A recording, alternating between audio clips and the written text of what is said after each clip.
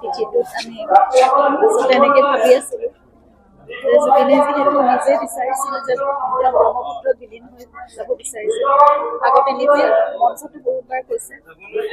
গতিকে আমি চিতাভস্ম যেনেদৰে ব্ৰহ্মপুত্ৰত বিসৰ্জন দিছিলোঁ, অস্থিও তেনেকৈ ৰখা হৈছিল আজি অশোকাষ্টমী দিনটোৰ কাৰণে।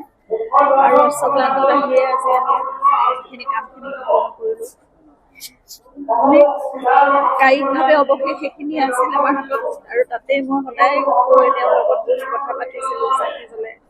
আৰু ক'ব লগা আজি আৰু সেইখিনি তাৰমানে কায়িক অৱশেষখিনি একেবাৰে বিসৰ্জন দিয়া হয়। গতিকে এতিয়া তেওঁ মানে য'তে থাকে শান্তিত থাকক, আৰু তেওঁ যেনেকৈ বিচাৰিছিল ব্ৰহ্মপুত্ৰৰ বুকুতে থাকক, সদায় এনেদৰে চিৰপ্ৰবাহ হৈ অমৰ হৈ থাকক, সেইটোৱে কামনা কৰিছোঁ।